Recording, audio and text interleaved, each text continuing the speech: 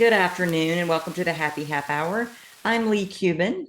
I'm Sandra Priestley. Welcome to our podcast. Happy Thursday. Happy Thursday.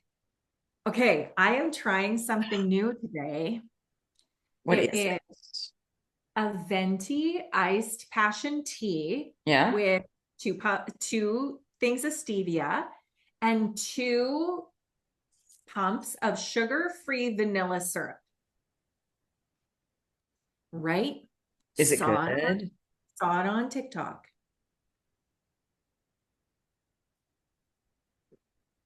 It's different. I think I like it better without the vanilla syrup. Okay. Mm-hmm. Because that is my tea. I know. Mm-hmm. I think it's better, but it does have a strong vanilla aftertaste. It kind of like mellows it out, but Hmm. and good old Starbucks, got to try things that are different. See? Yeah, I'm a lemon water. Water, water. It's been a day. When I worked for Medifast and I ran a center, we had just been through the whole horrible economy. And I remember when I walked in the door and started working there, I was like, I wonder how long this is going to be around. Like the economy is so bad and they're selling $2,000 programs to lose weight, expecting people to come in and spend at least $100 on food every week. And like, this just doesn't seem viable based on the blinders I had on about everything that I was listening to about our economy. And what you would pay for. I Oh, mean, yeah. we put it I through was our own, I right? was shopping with my own wallet, going, I would never, I Absolutely. would absolutely never. And my girlfriend that hired me, who I eventually took the store from when she left and started running it, was such a great mentor for me because she's like, Leigh, you can't shop with your own wallet.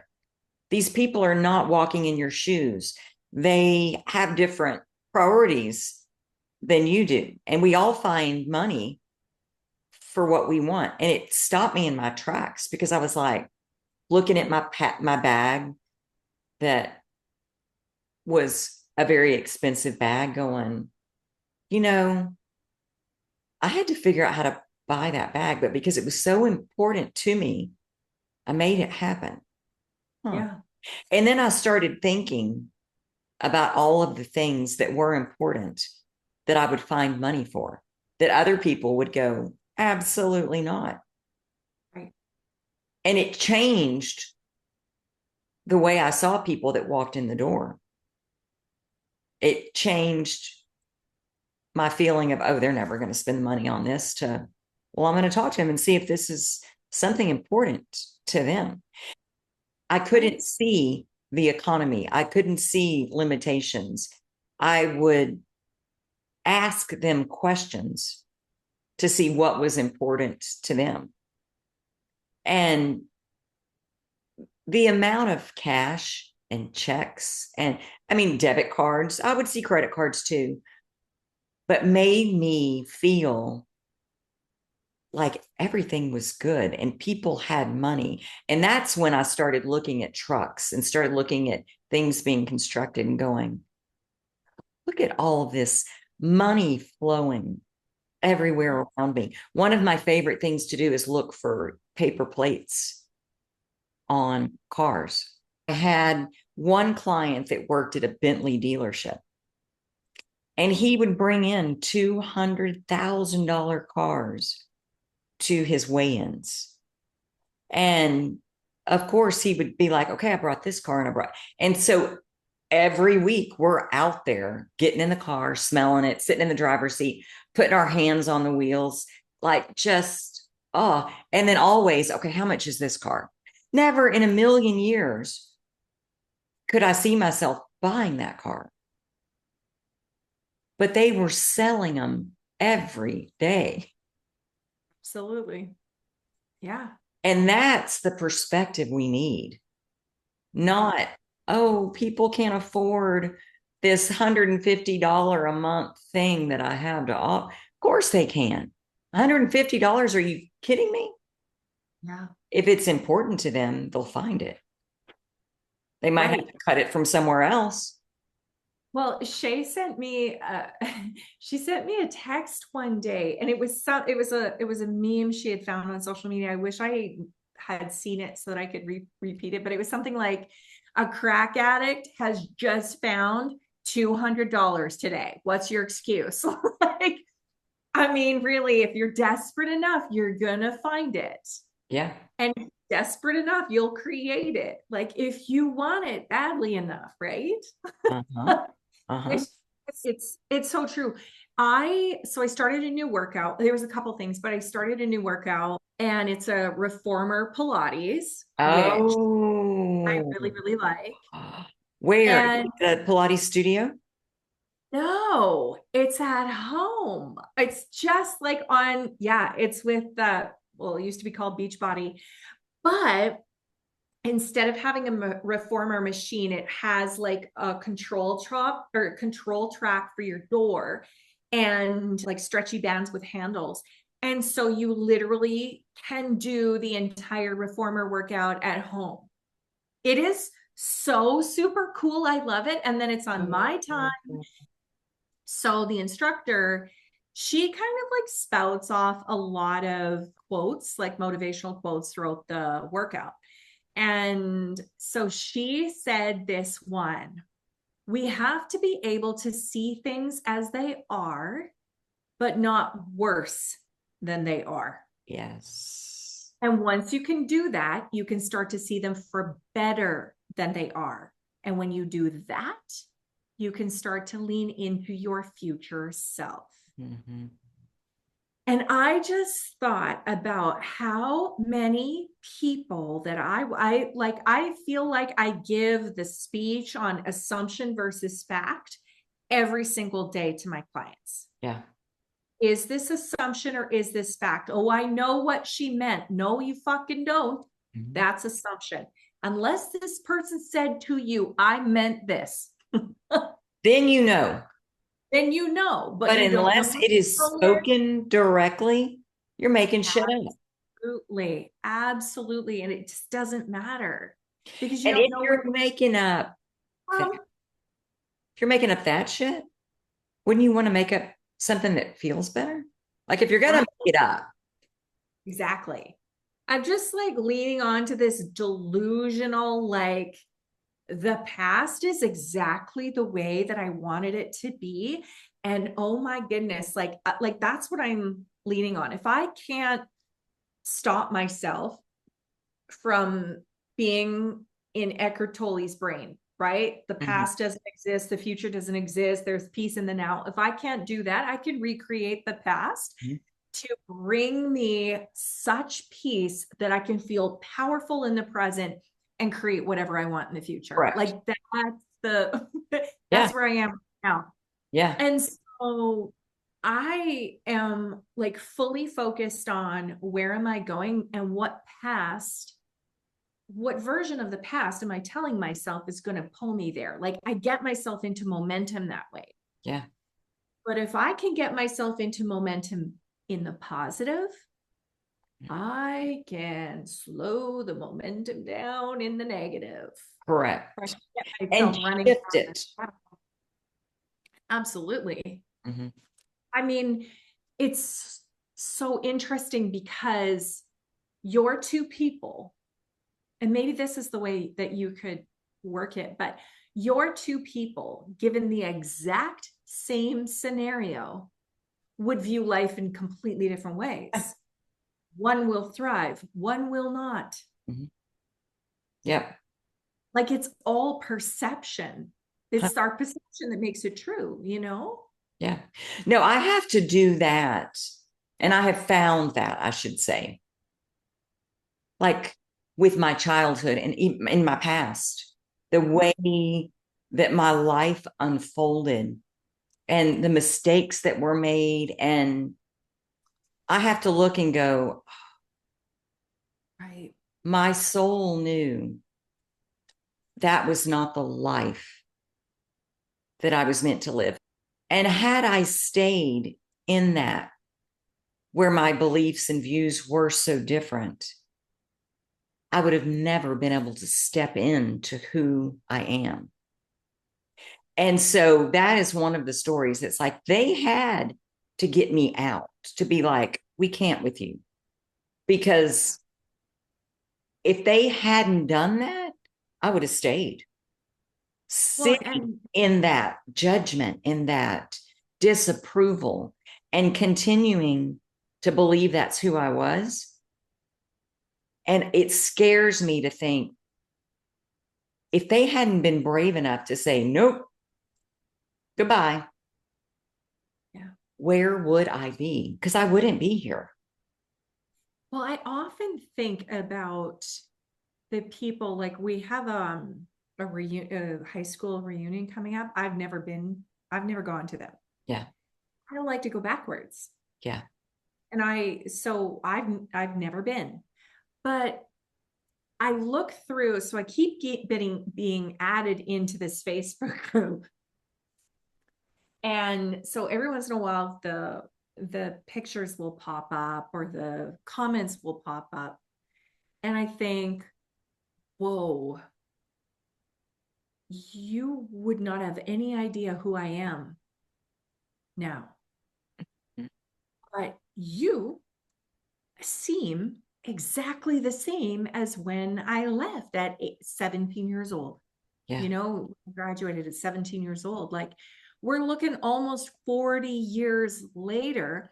These people joke in the same way and they hang out with the same friends. And I just think, I think I would walk in and everyone would say, who the hell are you? Like, Remind me again. I know Yeah. it's so wild, but when we get that opportunity to stretch ourselves and to be with people that challenge us, don't just agree with us, Mm-hmm. then we really have the opportunity to grow or resist. Oh, 100%. Like, oh, I watched this video, Rob Dial, or the Mindset Mentor. He has a podcast I listen to I him. haven't heard him. Yeah, it's so good. But I saw this little clip of one of his podcasts, and he said, "You're not unhappy because your life is hard. You're unhappy because you're resisting it.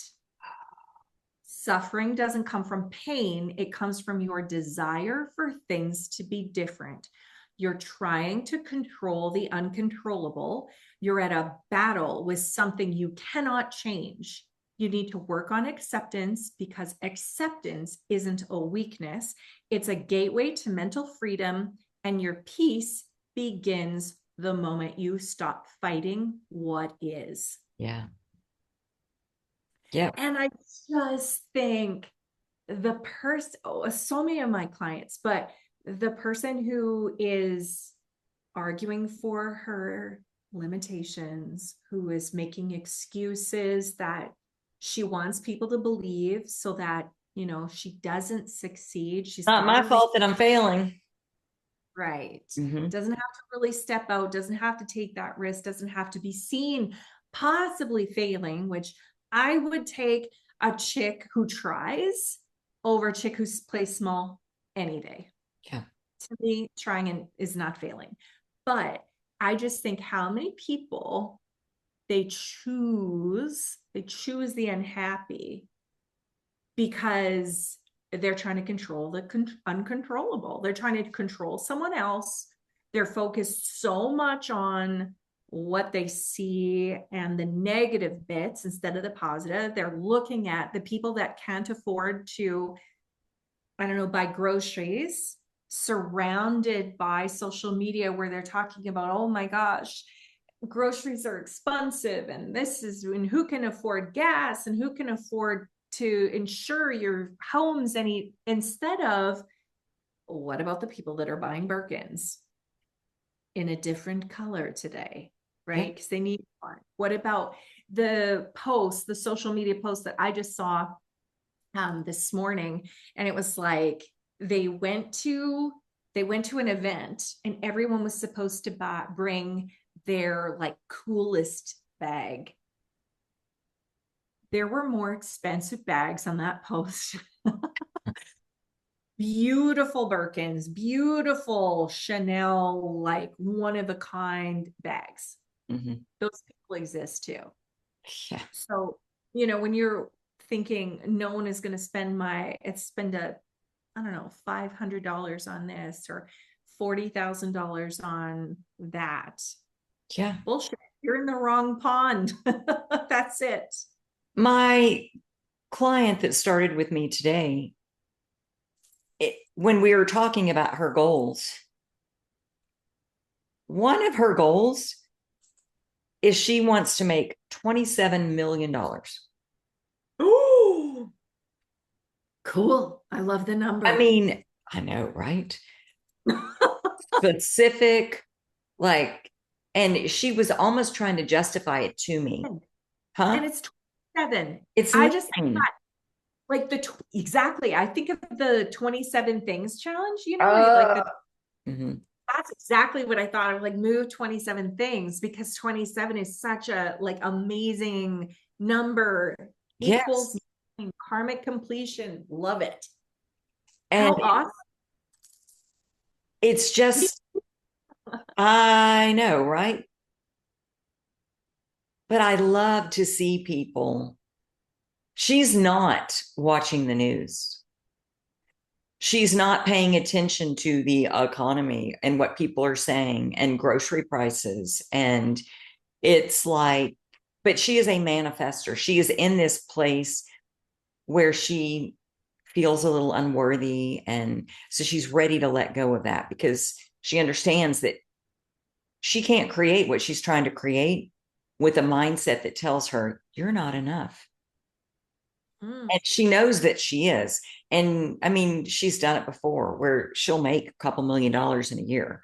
She is an accomplished woman who's done some badass shit, Wow. but she diminishes her power Mm. and she's ready to stop. She's just turned 50, Oh, the magic number. but it's so much fun to work with that and to have somebody that can say, I'm limiting myself. Yes. I'm tired of living life like this. I know what I can do. Now, she's also someone else that if her bank account has less than $200,000 in it, she feels poor. Mm-hmm. And so it's all relative, right? Yeah. Oh, for sure. Yeah. There was a friend of mine. We were both with Beachbody and we had traveled to Nashville together. And she had said she just got a line of credit so that she could open a bakery in this tiny little town that she lived in. And she said, oh, I walked in and they gave me a line of credit for $500,000. And I'm like, girl, what? For you? And she said, well, we are farmers and that's the numbers we deal in. Like that is not abnormal for me to think in terms of $500,000, or like it's just not abnormal for me to think about borrowing $500,000, Yeah. because that's just where she's vibrating. Like that's just That's it. normal. That's it. So That's it. we just have to like increase our energetic minimum here. Like, what are you willing to accept? Like, increase that minimum. Because we don't realize that the way we were raised It has a creates huge, our perception of what is possible right? for us. Yeah. And when you're raised, that is such a gift because then you Oh, expect more. Interesting, this lady was raised in poverty.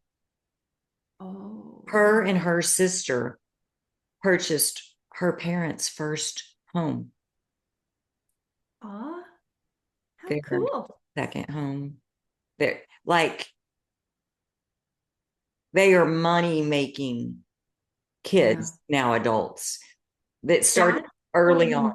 so right. That's so Right. unique because Right. I have a client, she just sold her business last year. I think I might have talked about her for $32 million. Yes. She built it from the ground up and she was getting judged by people who would say to her, that's daddy's money. You just like, that's not really it. You didn't create it. You were just handed that. And she said, I felt like every single time someone says that to me, I say to them, I built this company with $0. It was all mine. Mm-hmm. I created this company. My daddy didn't give me any money. Like this was not gifted to me. I did this. Right. And it was so interesting because I could see how his mindset was really the money that created her $32 million Oh, business. 100%. It wasn't the money itself, it was her belief and the way that she viewed money as like, oh, this is just a vehicle to get what I want. Yeah. Here, she takes risks in different ways. She sees things differently. She has a different level of belief in herself, in like what's possible. I And mean, knowing. this girl now just charters a private jet to fly to an NFL game. Like, it's awesome. And it's so fabulous to work with her because she will also say, people think that because she has this, sold this company way more than she ever dreamed possible. Mm-hmm. She said it's funny because they, people without money just assume, oh, I was given it. Like they diminish it, right? I was given it. It was easier to me. It's the people that I know, and everything is easy. Yeah. I said, what's interesting is she has limiting beliefs too. They're just not in finances. Right. It's in a different Just area. not business. It's in a Yeah. totally different area. We all have things that we need to work on. Mm-hmm. You know, it's mindset is fascinating to me. It is. And the way that we're It's raised, fascinating. Yes. like models it for us. We were poor, single mom, like three kids. Ryan's dad had no part of anything, like he was MIA, never gave him a dollar. My dad didn't, I mean, the amount of child support that my mom got is sickening. The, I mean, she had to work her ass off to be poor, Yeah. you know? Yeah. Yeah. And then I watched my grandma, who had a nursery, while she was an entrepreneur and she saved the family house when my grandpa couldn't work anymore. The beautiful part of that story is my grandma stepped up and said, okay, how do I keep our house, take care of our family, do our things that we need done? So Yeah. she opened up a nursery in her house, like a daycare. Okay. And she would watch kids overnight. And then people wouldn't be able to afford to pay her. And she would let them come for free or discounted rates. Or so she was very mindful of these poor people. Of course, she felt poor. So she Yeah. had this compassion, which kept her poor. Yeah. But she always made it. The bills were always paid. Christmas always came. She always went overboard, probably went into debt to do it.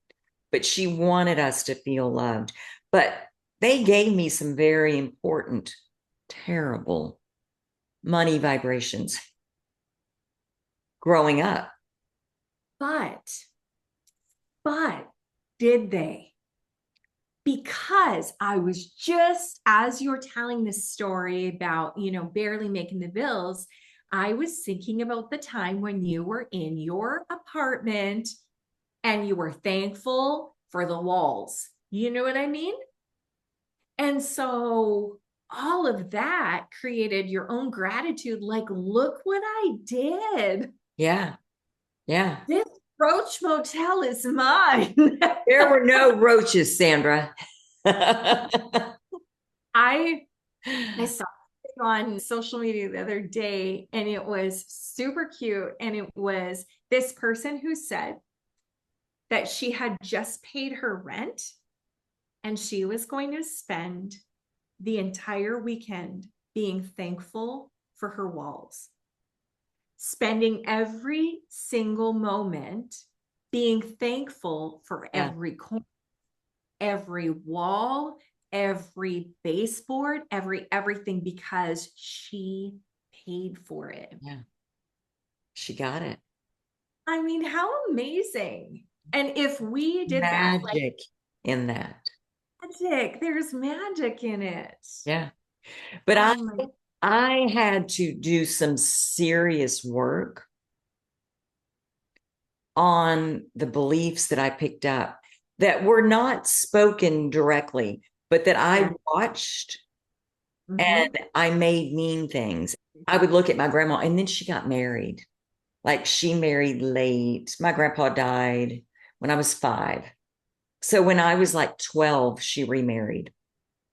She married a guy with money and he had a heart attack very shortly after they got back together.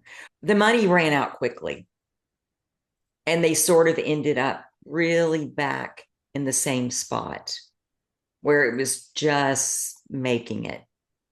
And so what I made that mean was that money doesn't last. That, oh, you might get ahead, but it's just everyone's broke. And that's just life. And it's hard. And that has been the hardest thing to declare a lie in my subconscious. Oh, there are some that are sticky, aren't they? Mm-hmm. I remember that I was sitting at the kitchen table and we were having a conversation. My dad had his own business, and this other, they had bid on a contract and lost it to this other person Mm-hmm. at this other company. And he said the company were a bunch of crooks. Like they did things that were not on the up and up. Mm-hmm. Do I know that to be true? No, I don't have a clue. I mean, I was probably 10. I don't have a clue. But what I made that mean in my mind, what I think I mean, to be honest, I don't even know that my recollection of that event is Right. true. Right. I interpreted it, I know, but I don't know exactly what he said. I was There 10. was no clarification. Right. I didn't ask.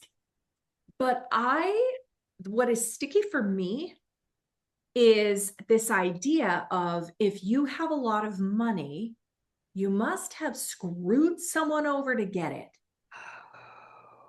And it's so fascinating because I know that to be false.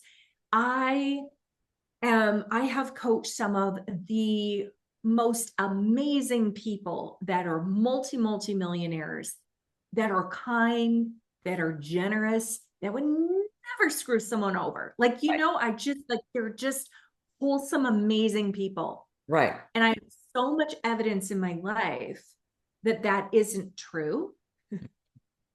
But wow, Yeah. I have to chip away at it all the time. And every once in a while, when I start to think in terms of like, oh, well, I'm just going to do this for free. I'm a good person. Mhm.